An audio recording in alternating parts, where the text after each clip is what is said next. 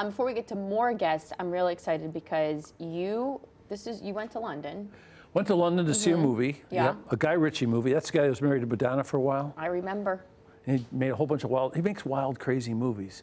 And this is a terrific movie. And just to give you a little background on this movie is about the real story that gave birth to Ian Fleming, who's a real guy, to his books about James Bond. So Wow. this is really the behind the scenes kind of thing, and it's really a wild, crazy movie. It's called The Ministry of Ungentlemanly Warfare. And take a look at this thing. Yeah, take a look.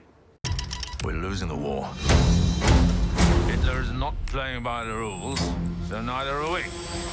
Blending fact with a lot of wild fiction, director Guy Ritchie has assembled the Ministry of Ungentlemanly Warfare, a real group that gave birth to Ian Fleming's James Bond stories. The cast includes Carrie Elways, Babs Alusin-Moken, and a flashy Isa Gonzalez.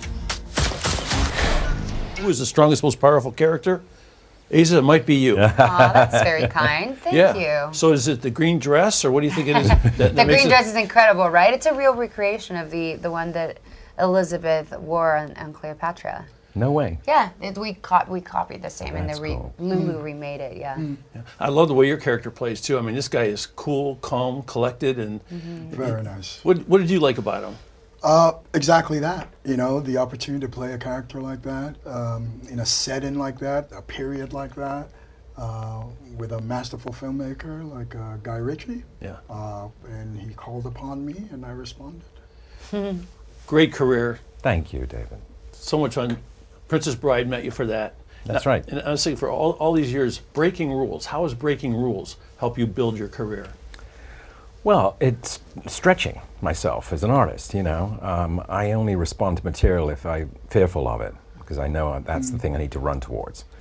Working with Guy Ritchie, what was that experience like? And what do you like about his films? It's such a Guy Ritchie movie. There's few directors that have that, title, that signature, and I've been so lucky. This was my first experience with him. Ministry was my first. I'm currently filming my third one with him, and I would hope that I could work with. Yeah, I'm addicted.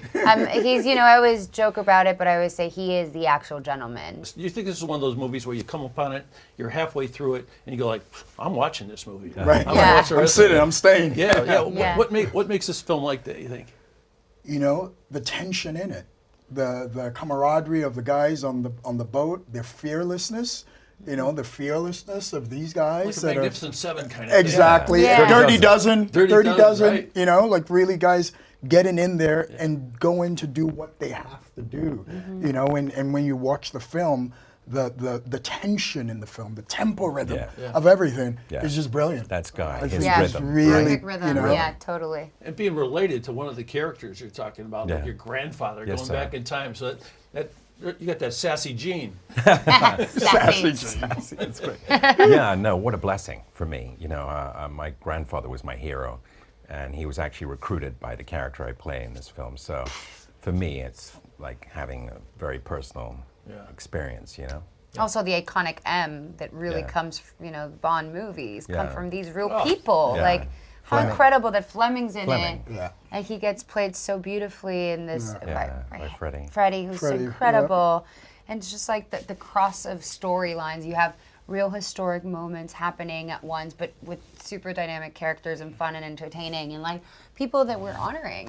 People like his grandfather and people that have like dedicated their lives to be real life heroes. And so we're just so blessed to be able to portray them. It feels pretty good too that you learn that sometimes you have to break the rules to make things better. Yeah. That's exactly right. Right? That's what Churchill wanted to do. That's why he formed special operations, because he knew that irregular warfare was a key component to winning the war.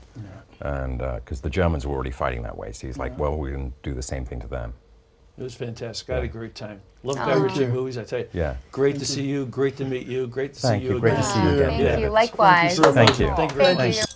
In theaters, April 19th, The Ministry of Ungentlemanly Warfare. Wow. Pretty cool, huh? Wow.